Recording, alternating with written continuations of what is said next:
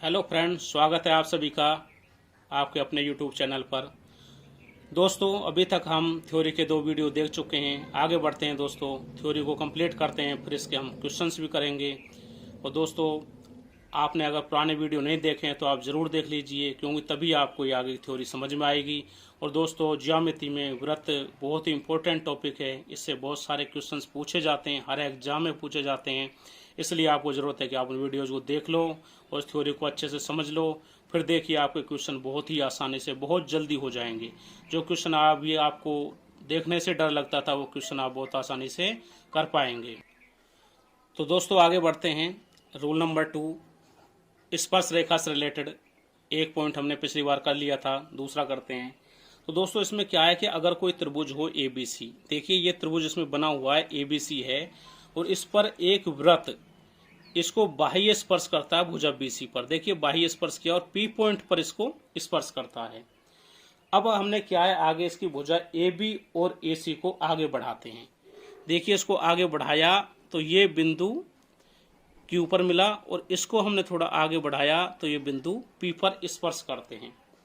ये हमने इसे R लिख लीजिए, P हम यहाँ लिख चुके हैं, तो ये R पर मिलते हैं। इस प्रकार हमने इसको आगे बढ़ाया। तो दोस्तों देखिए, ये इसका सेंटर C है। इस प्रॉपर्टी में क्या होता है, ये त्रिभुज है ABC, इस पर फोकस कीजिए, और ये इस बिंदु Q और R पर स्पर्श करते हैं, और ये बाह्य स्पर्श यहाँ पर करते हैं। इस प्रकार की कंडीशन बनती है। तो दोस्तों, आपको अभी हमने बताया था AQ, इसकी लंबाई और AR, इन दोनों की लंबाई बराबर होती है। और AQ की लंबाई क्या होगी इस कंडीशंस में, तो इसकी लंबाई होगी हाफ ऑफ त्रिभुज ABC की परिमिति। परिमिति आप जानते हो, परिमिति मतलब पेरीमीटर, इसकी भुजाओं का योग, भुजाओं की लंबाइयों का योग। तो इस तरह दोस्तों ये भी हमें ध्यान रखना है। दोस्तों नेक्स्ट बात करते हैं। जैसा आप देख पा रहे हैं कि वृत्त है, यहाँ कोई मान लो बाह्य बिंदु है P, इससे हमने इस पर स्पर्श रेखाएं खींची, देखिए, और ये बिंदु A और B पर जाकर स्पर्श करती हैं। बिंदु A और B, इन दोनों को हमने मिलाया। देखिए, अगर हम C को, C सेंटर है, इसको मिला देते हैं, या O लिख लीजिए, देखिए, तो ये PO रेखाखंड इस AB रेखाखंड को समद्विभाजित करता है। कैसे करता है इसको भी हम बताते हैं आपको। देखिए, आप इसको मिला लीजिए। अब आप देखिए, पूरा APBO एक चतुर्भुज बन जाता है, और इसमें 2 त्रिभुज बनते हैं। दोनों त्रिभुजों पर ध्यान देंगे। पहला त्रिभुज ये देखिए, और दूसरा त्रिभुज ये। तो यहाँ पर देखिए, ये R है, ये भी R है। इन दोनों त्रिभुजों में एक एक भुजा समान है। ये बीच वाली भुजा ये इन दोनों में समान है। और दोस्तों, ये स्पर्श रेखा है और ये स्पर्श रेखा है। आपको अभी बताया था कि स्पर्श रेखाएं दोनों बराबर होती हैं। अगर किसी बाह्य बिंदु से डाल तो ये भुजाएं बराबर हैं। ये भुजा बराबर, ये भुजा बराबर, ये भुजा बराबर, और तीसरी ये भुजा बराबर। तीनों भुजाएं बराबर हैं, तो दोनों त्रिभुज क्या हुए, सर्वांग सम। ये सर्वांग सम हुए त्रिभुज। तो दोस्तों देखिए, तो दोस्तों ये एंगल बराबर होंगे और ये भी एंगल बराबर होंगे। अब आप सिर्फ इन त्रिभुजों को देखिए, इसको यहाँ तक, इस त्रिभुज को, और यहाँ से यहाँ इस त्रिभुज को। ये दोनों भुजाएं बराबर हैं, ये भुजाएं कॉमन है, ये दोनों एंगल बराबर हैं, तो ये दोनों भी सर्वांग सम हुए। तो ये जो भुजा की लंबाई है, ये दोनों भी आपस में बराबर होंगी। यानी कि ये बिंदु अगर C है तो AC बराबर होगा CB के। इसका मतलब ये हुआ कि भुजा OP भुजा AB को समद्विभाजित करती है। समद्विभाजित का मतलब सम माने सम, द्वय माने 2, भाजित मतलब भाग देना। 2 बराबर भागों में उसे बांटती है। दोस्तों नेक्स्ट बात करते हैं। अगर कोई वृत्त हो, इस तरह से कोई वृत्त है, और इसका कोई पॉइंट है P, इस पॉइंट पर कोई स्पर्श रेखा है, इस तरह से स्पर्श रेखा है, और इस पॉइंट P से ये क्यू, पी क्यू एक जीवा है, ये वृत्त है, पी क्यू एक जीवा है और बिंदु पी पर ये स्पर्श रेखा है। इस जीवा और स्पर्श रेखा के बीच में कोण अगर मान लीजिए थीटा है, कोई भी कोण हो थीटा है, तो इस जीवा द्वारा परिधि पर बनाया गया कोण भी थीटा ही होगा। कैसे? अगर इसने परिधि पर ये कोण बनाया तो ये भी थीटा होगा। परिधि पर अगर दूसरा कोण बनाते हैं तो ये भी थीटा ही होगा। ये हमें याद रखना है, बहुत इंपॉर्टेंट रिजल्ट्स है। इसी में एक बात और ध्यान देने की है, देखिए अगर एक ये वृत्त है, सेम इसी तरह अगर ये एक जीवा है और इस पर यहाँ पर कोई स्पर्श रेखा इस तरह से है, अगर ये एंगल थीटा है, ये स्पर्श रेखा जैसे वहाँ पर थी, अगर ये थीटा एंगल बनाती है तो इस जीवा द्वारा परिधि पर इधर जो कोण बनेगा वो भी थीटा ही होगा। जैसे इसमें सेम था, यहाँ पर थीटा है तो अंदर भी कोण थीटा ही बनता था। ऐसे अगर ये कोण थीटा है तो परिधि पर इधर बना कोण भी थीटा ही होगा। पहले वाले रिजल्ट से मिलता जुलता एक रिजल्ट और देखेंगे अभी। देखिए अगर कोई वृत्त हो, इस तरह कोई वृत्त बना हुआ है और अभी जो हमने बनाई थी इस तरह जीवा, देखिए ये कोई जीवा है पी क्यू और बिंदु पी से ये स्पर्श रेखा है और ये जीवा इससे अगर थीटा कोण बनाती है, बिंदु अगर थीटा कोण बनाती है, तो अभी हमने देखा था कि ये परिधि पर भी कोण बनाएगी जो थीटा एंगल ही बनाएगी। ये परिधि पर बनाया गया कोण, और ये अगर इसका सेंटर है तो अभी आपने देखा था सेंटर पर कोई जीवा या कोई आर्क, सेंटर पर जो कोण होता है परिधि पर बनाए गए कोण का दुगुना होता, तो ये एंगल होगा 2 थीटा। तो हमें क्या देखना है, हमें ये एंगल का मान, इस एंगल का मान देखना है और इस एंगल का मान देखना है, ये कितने होंगे। अगर ये एंगल थीटा है, हमें सिर्फ इतना दिया जाएगा कोई जीवा है और उस पर ये स्पर्श रेखा से थीटा कोण बनाती है, तो इस कोण और इस कोण का मान क्या होगा। तो देखिए ये थीटा है तो ये थीटा होगा और ये थीटा है तो ये 2 थीटा होगा। अब देखिए केवल इस त्रिभुज पर बात करते हैं, इस पर ध्यान दीजिए। ये रेडियस r है, ये रेडियस r है, दो बराबर भुजाएं त्रिभुज की, कोई दो बराबर भुजाएं तीसरी भुजा पर बराबर कोण बनाती हैं। अगर ये एल्फा है तो ये भी एल्फा ही होगा। लेकिन देखिए त्रिभुज के तीनों कोणों का योग कितना होता है, 180 डिग्री होता है। अगर ये एल्फा है तो इसका मतलब 2 थीटा प्लस 2 एल्फा बराबर 180 और थीटा प्लस एल्फा बराबर 90 डिग्री। अगर हम यहाँ से थीटा एल्फा की वैल्यू निकालनी, एल्फा निकालेंगे तो 90 माइनस थीटा, तो एल्फा की वैल्यू हमारे पास क्या आ जाएगी, ये एंगल आएगा हमारे पास 90 माइनस थीटा और ये एंगल भी आएगा 90 माइनस थीटा। ये दोनों एंगल बराबर होंगे। इस तरह एंगल थीटा दिया हो तो हम सीधे निकाल सकते, ये एंगल होगा 90 माइनस थीटा। नेक्स्ट प्रॉपर्टी की बात करते हैं, प्रॉपर्टी नंबर 5। जैसा कि आप डायग्राम में देख पा रहे हैं कि वृत्त है, ये इसका सेंटर है, एक बाह्य बिंदु है पी से वृत्त पर स्पर्श रेखाएं खींची, पी ए और दूसरी पी बी। जैसा कि आप जानते हो पी ए बराबर पी बी होता है हमेशा। अब देखिए हम इस सेंटर को बिंदु पी से मिलाते हैं और इस पॉइंट ए पर लंब खींचते हैं सेंटर से। देखिए लंब खींचा, ये 90 डिग्री, और इस बी से लंब खींचते हैं तो ये हुआ 90 डिग्री। ये दोनों एंगल 90 डिग्री होंगे। अब हमें इन दोनों की वैल्यू, इस एंगल की वैल्यू निकालनी है और एक इस एंगल की वैल्यू निकालनी है। ये सेंटर ओ है, तो वैल्यू कैसे निकालेंगे, देखिए ये दो त्रिभुज बन गए, एक इस लाइन के द्वारा, एक ऊपर त्रिभुज और एक नीचे त्रिभुज। इन दोनों बात करेंगे, ये दोनों लाइनें आपस में बराबर हैं, ये रेडियस r है, ये बराबर है, ये एंगल 90 डिग्री, ये एंगल 90 डिग्री बराबर है, दो भुजाएं बराबर हैं, एक एंगल बराबर है, तो ये दोनों त्रिभुज सर्वांग समता की प्रॉपर्टी से सर्वांग सम हुए। अर्थात त्रिभुज ए पी ओ इस सर्वांग सम होगा त्रिभुज P O B, A P O और पी ओ बी सर्वांग सम होंगे।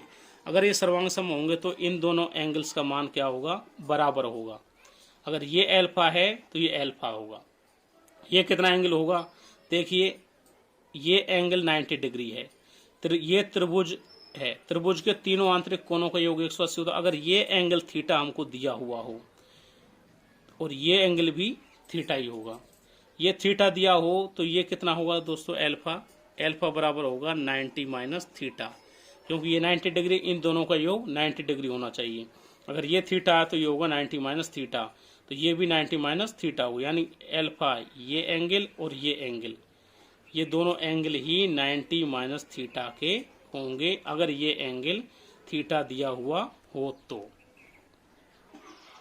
इस प्रकार हमने देखा कि अगर इस पूरे एंगल की बात करें, पूरा एंगल ही अगर मान लो x हो तो ये पूरा एंगल इधर ये होगा दोस्तों 180 minus x. Very important property हमें याद रखनी है दोस्तों। अभी जो प्रॉपर्टी हमने पढ़ी है उसी को आगे बढ़ा के देखते हैं। देखिए अभी जो किया था वही है डायग्राम। अगर हम ये बिंदु P है, इससे दो स्पर्श रेखाएं हमने खींची हैं PA और PB, और इससे हमने बिंदु O पर इस तरह से एंगल बनाया है। उस पे दोस्तों ये लंब था, ये लंब नहीं है, इसको हम डायरेक्ट देखेंगे क्या है। देखिए स्पर्श बिंदु पर हैं, अगर हम इसको दोस्तों सेंटर पर बिंदु को परिधि पर A और B को मिलाया और ऐसे इस तरह आपको कोई चतुर्भुज मिला हुआ, यहाँ पर बिंदु D है और यहाँ पर बिंदु C है दोस्तों। ये हमको दिया हुआ है एंगल है थीटा। अगर ऐसी सिचुएशन हो, आपको ये एंगल थीटा दिया हुआ हो और ऐसे चतुर्भुज बना हुआ हो, आपसे अगर ये एंगल पूछेगा या फिर ये एंगल पूछेगा, इन दोनों के बारे में भी आप हमें बात करनी है दोस्तों। देखो इस एंगल को और इस एंगल को, इसके बारे में आपसे पूछेगा। अभी इससे पहले प्रॉपर्टी की है, देखो दोस्तों अगर ये थीटा है तो ये एंगल कितना होगा, ये वाला, ये 180 माइनस थीटा होगा या नहीं होगा। अभी किया है हमने, ये 180 माइनस थीटा होगा। अब देखिए दोस्तों इस वृत्त की इस चाप पर ध्यान दीजिए, ये चाप है, इस चाप द्वारा सेंटर पर बना कोण कितना है 180 माइनस थीटा। हमने इसी प्रॉपर्टी पढ़ी थी इसी वीडियो में कि अगर चाप द्वारा सेंटर पर बना कोण होता है वृत्त की परिधि पर बने कोण से दुगुना होता है। अगर ये चाप वृत्त की परिधि पर ये एंगल बनाता है तो इस एंगल से केंद्र पर बना कोण दुगुना होता है। तो ये एंगल कितना हो जाएगा दोस्तों, 180 माइनस थीटा बाई 2 बराबर 90 माइनस थीटा बाई 2। आगे देखिए दोस्तों ये एंगल हमें मिल गया 90 माइनस थीटा बाई 2। अब इस एंगल की हमें बात करनी है, कोण D कितना होगा दोस्तों। ये एक चक्रीय चतुर्भुज है ACBD। चक्रीय चतुर्भुज की प्रॉपर्टी आप जानते हैं, सम्मुख कोण समपूरक होते हैं। अगर ये कोण 90 माइनस थीटा बाई 2 है तो ये एंगल कितना होगा दोस्तों, इन दोनों का योग कितना होना चाहिए 180। मतलब अगर हम 90 माइनस थीटा बाई 2 प्लस कोण D मिला दें तो हमें 180 मिलना चाहिए। D की वैल्यू निकालेंगे दोस्तों, ये 90 में से इसको घटाएंगे तो 90 रह जाएगा और इस माइनस थीटा बाई 2 को उधर ले जाएंगे तो प्लस थीटा बाई 2, यानी कि ये एंगल 90 माइनस थीटा बाई 2 होगा दोस्तों, याद रखिए हमेशा। और ये एंगल हो गया 90 प्लस थीटा बाई 2। ये प्लस में होगा, ये माइनस में होगा। वेरी इंपॉर्टेंट रिजल्ट, याद रखना, बहुत काम का रिजल्ट है दोस्तों। अभी एक चक्रीय चतुर्भुज की प्रॉपर्टी की बात करते हैं। देखिए कोई एक वृत्त है, इस पर एक चक्रीय चतुर्भुज बना हुआ है। चक्रीय चतुर्भुज दोस्तों आप जानते हैं, चक्रीय चतुर्भुज का मतलब होता है जिसके चारों शीर्ष वृत्त की परिधि पर स्थित होते हैं। तो देखिए ABCD ये एक चक्रीय चतुर्भुज है। अगर हम इसके शीर्षों को मिला देते हैं तो हमें दो विकर्ण प्राप्त होते हैं। अगर एक विकर्ण मान लीजिए ये D1 है और दूसरे विकर्ण की लंबाई है D2। इस भुजा की लंबाई A है, इस भुजा की लंबाई B है, इसकी C है और इसकी D है। तो दोस्तों इसमें एक रिजल्ट होता है। रिजल्ट क्या है, AB आमने सामने भुजाओं को हमें गुना करना है, AB प्लस CD। ये ध्यान रखना, चतुर्भुज की आमने सामने भुजाओं का गुना करना है और फिर उनको योग करना है, और ये बराबर होता है दोस्तों D1 इंटू D2। D1 मतलब डायगोनल D1 और D2 मतलब डायगोनल दूसरा। इन दोनों डायगोनल गुणनफल किसके बराबर होता है? चक्रीय चतुर्भुज की आमने सामने की भुजाओं के गुना का योग के बराबर होता है। दोस्तों नेक्स्ट प्रॉपर्टी की बात करते हैं। देखिए ये डायग्राम अभी आपने देखा था, अगर एक बाह्य बिंदु P है, उससे वृत्त पर स्पर्श रेखाएं खींची हैं, तो स्पर्श रेखाएं जिस बिंदु पर स्पर्श करती हैं उनको सेंटर से मिलाया है। इस प्रकार यह आकृति प्राप्त हुई। इस आकृति में हमने क्या किया है, इस सेंटर को हमने एक तीसरी भुजा जो वृत्त को स्पर्श करती है, बाह्य स्पर्श, ये हमने खींची है QR। देखिए वृत्त को यहाँ स्पर्श करती है ये रेखा यहाँ स्पर्श करती है और ये यहाँ पर, इसका भी नाम हम मान लीजिए रख देते हैं S।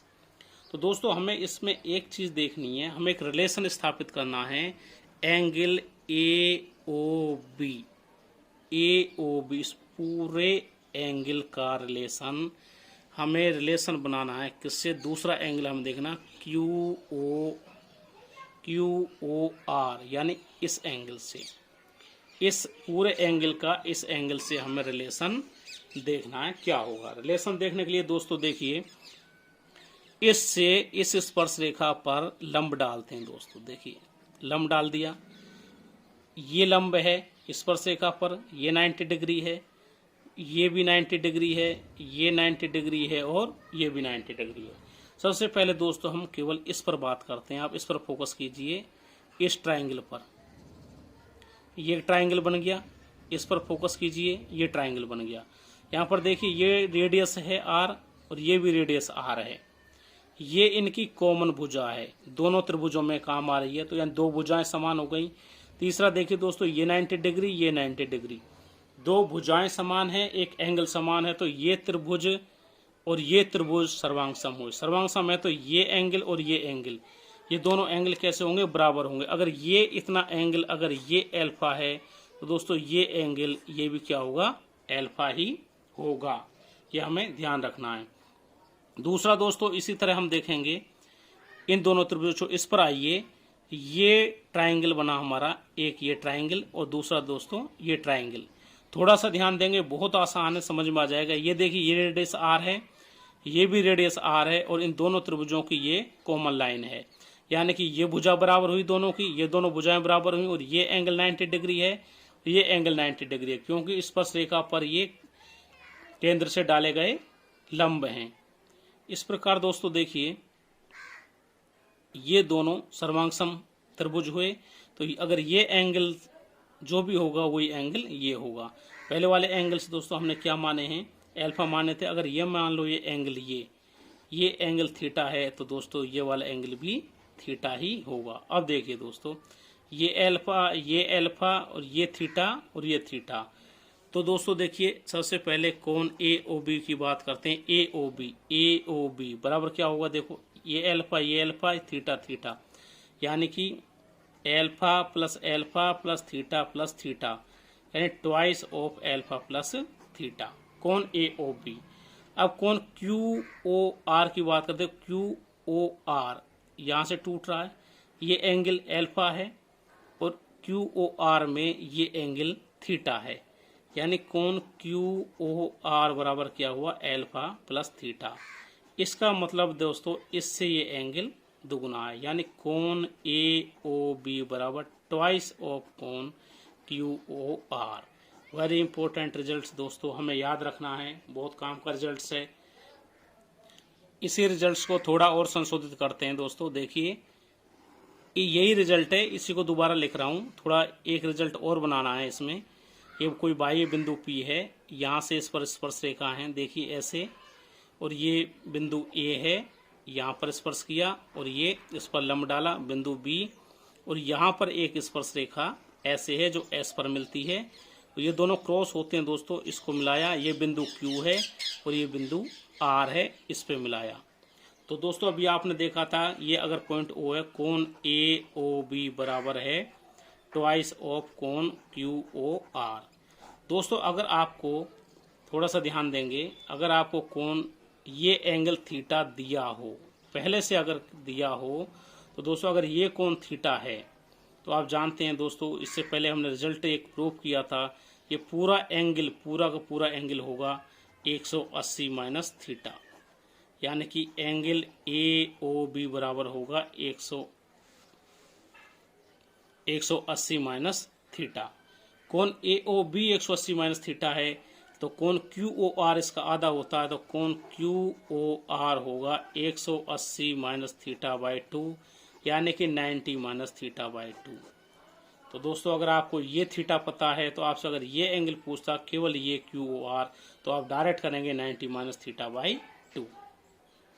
तो दोस्तों आज के वीडियो में इतना ही, बाकी कुछ प्रॉपर्टीज रह गई हैं उनको हम नेक्स्ट वीडियो में करेंगे, और उसके बाद दोस्तों हम इम्पोर्टेंट और बेसिक क्वेश्चंस करेंगे जो एग्जाम्स में आए हुए हैं उनको भी करेंगे, और आपसे अच्छे क्वेश्चन जैसे जिनसे करने के बाद आप एग्जाम में आपका कोई क्वेश्चन नहीं छूटे वो क्वेश्चन हम कराएंगे। तो दोस्तों बने रहिए, जुड़े रहिए हमारे साथ। और दोस्तों अगर आपको वीडियो पसंद आ रहा है तो हमारे चैनल को लाइक और सब्सक्राइब जरूर कीजिए। और दोस्तों अगर आपको कोई कमियां दिखती हैं या आप कोई सुझाव देना चाहते हैं तो दोस्तों हमें कमेंट जरूर करिए।